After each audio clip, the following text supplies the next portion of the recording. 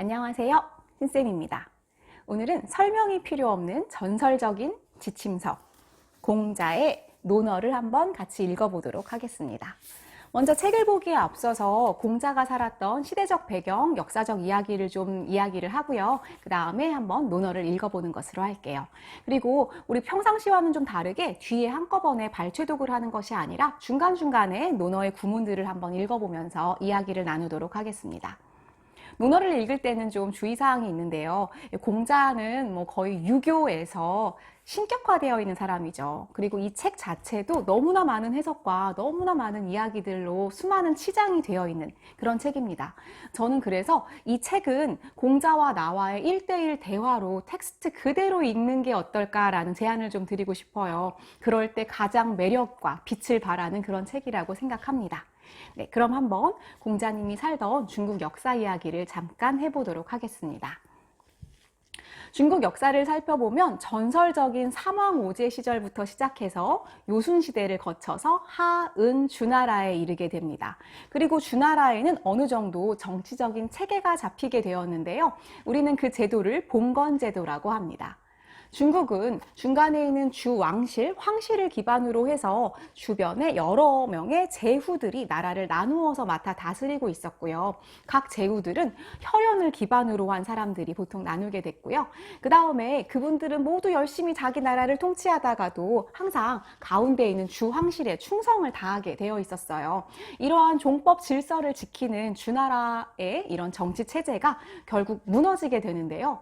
주나라 황실이 약해지면서 각지의 제후들이 모두 자신의 실력을 행사하게 됩니다.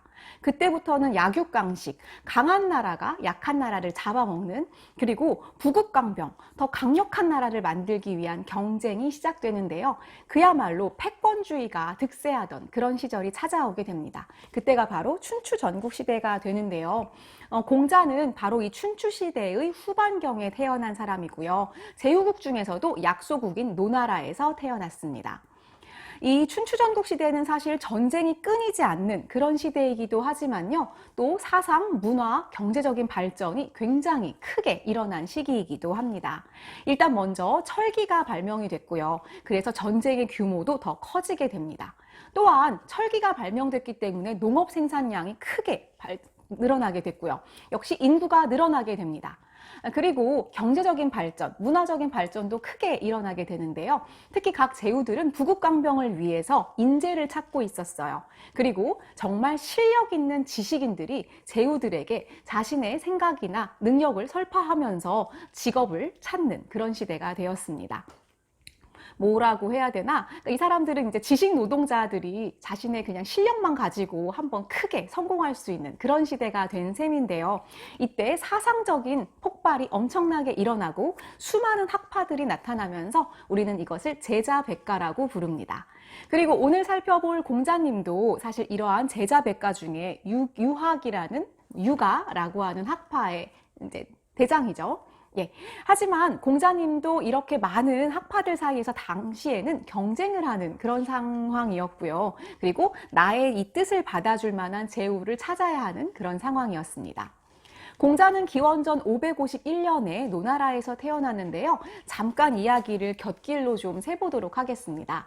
이때 공자가 태어났을 때 즈음에서 서양에서는 소크라테스라는 사람이 태어났습니다. 우리 그리스에서 소크라테스 이야기를 잠깐 한 적이 있었는데요. 그 다음에 인도에서는 비슷한 시기에 석가모니라는 사람이 태어납니다. 또 페르시아에서는 조로아스터라는 사람이 나타나게 됩니다. 이렇게 세계 각지에서 성인들이 막 태어나서 활동하던 그런 시기가 오는데 마치 약속이라도 한 것처럼 그 사람들이 비슷한 시기에 활동을 하게 돼요. 저는 어렸을 때 막연하게 이게 정말 신기했는데요. 이 사람들 서로 전혀 몰랐던 사이인데 뭔가 놀라울 만한 비슷한 황금률을 이야기를 합니다. 야스퍼스라는 철학자는 그래서 이때를 기축시대라고 명명을 했고요. 약속은 하지 않았지만 각 지에서 일어난 성인들이 나타나서 새로운 종교, 철학, 사상적인 기반의 혁명적인 발전을 일으킨 이 시대를 기축시대라고 하는데 우리 중국에서는 공자님이 가장 중요한 축이었다라고 할 수 있겠습니다. 자, 그러면 이제 본격적으로 공자님 이야기를 좀 해보도록 할게요. 이 공자님이 노나라에서 활동하면서 결국은 자신의 뜻을 받아줄 만한 제후를 찾지 못하고 제자들에게 자신의 이야기들을 남긴 이 책이 바로 이제 논어가 되겠는데요. 이 논어를 읽을 때 오늘은 제가 공자님의 개인적인 캐릭터 중심으로 좀 논어를 보려고 해요.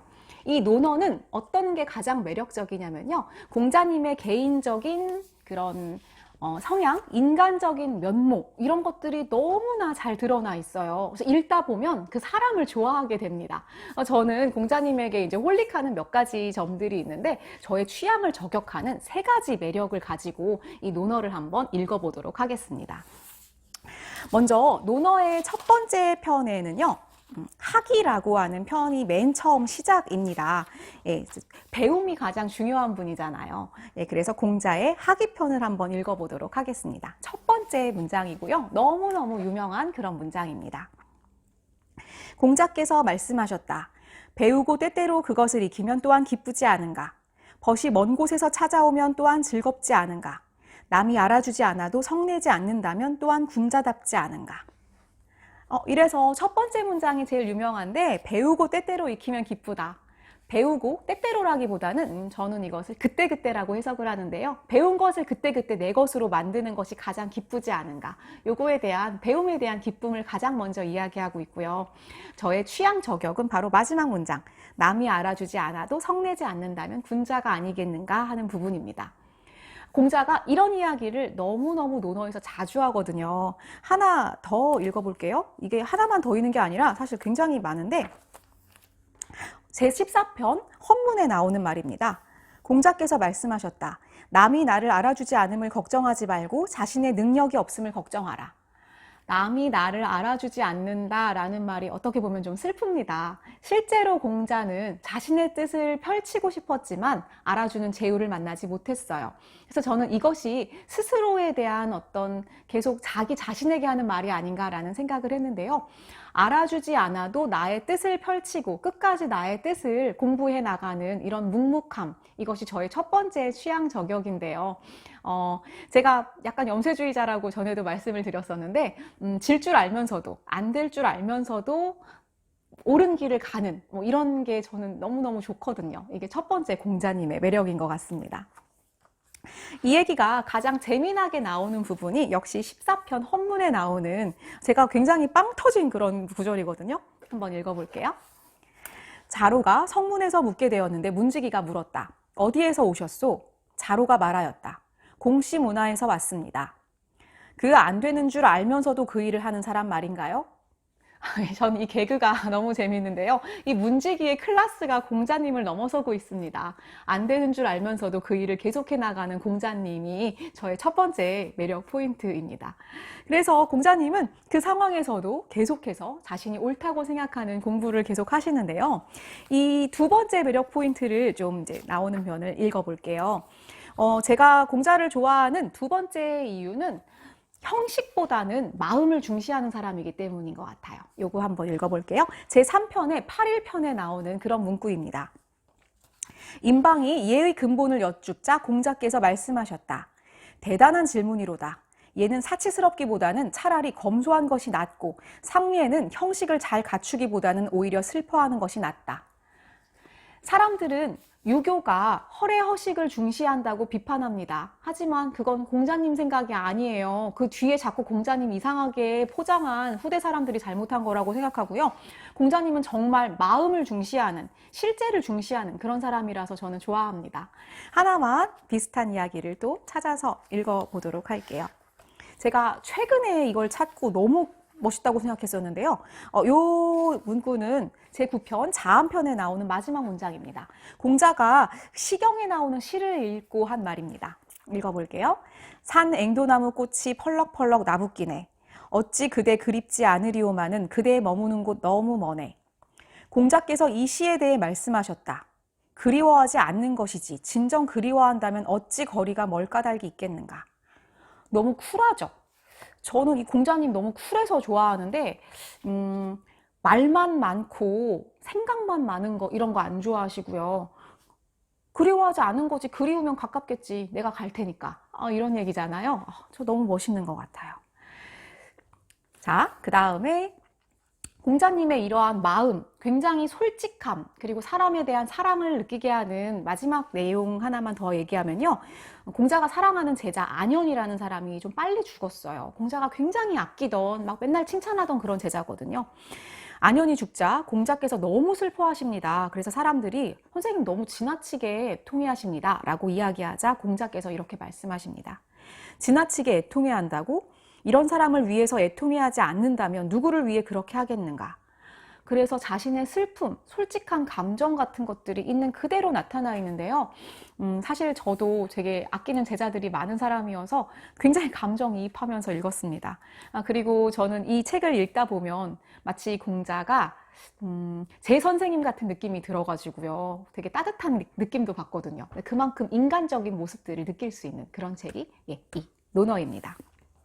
세 번째로 저의 취향을 저격하는 그런 공자님의 멋진 이유, 공자님을 제가 좋아하는 이유는 밸런스 때문입니다. 공자님은 정말 그 밸런스의 왕이에요. 어느 쪽으로도 치우치거나 지나치는 법이 없는, 동양에서는 이것을 중용이라고 부르고요. 제가 굉장히 좋아하는 그런 가치인데요. 중용이 무엇인가를 알고 싶으면 공자님을 보면 됩니다. 한번 일부를 읽어보도록 할게요. 제5편 공야장에 나오는 말인데 굉장히 쿨하고 재미있는 문구여서 저는 이런 식의 공자님의 개그를 좋아하는데요. 계문자는 3번 생각한 뒤에야 행동을 하였다. 공자께서 이 말을 들으시고 말씀하셨다. 2번이면 된다. 과할 필요 없다는 이야기입니다. 너무 지나치게 생각할 필요 없다. 뭐 이런 이야기를 하시는데요.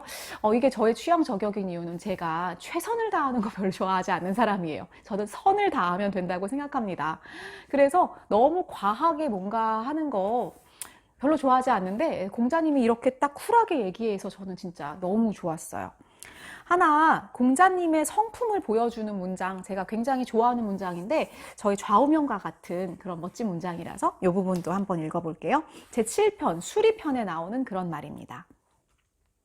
공자께서는 온화하면서도 엄숙하시고 위엄이 있으면서도 사납지 않으시며 공손하면서도 편안하셨다. 전 이런 사람이 되고 싶어요. 너무너무 멋있는 것 같습니다. 그래서 밸런스의 극치를 보여주고 있는 그런 말이라고 생각하고요. 어떻게 이런 표현을 생각할 수 있었을까? 너무너무 좋아요.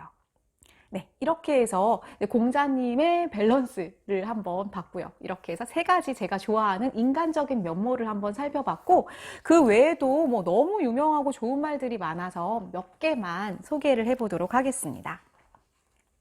제1편 학기에 나오는 말인데 저는 직업상 3월부터 새로운 학생들을 보통 만나기 때문에 2월에 반드시 이 문구를 다시 한번 읽어봅니다. 읽어볼게요.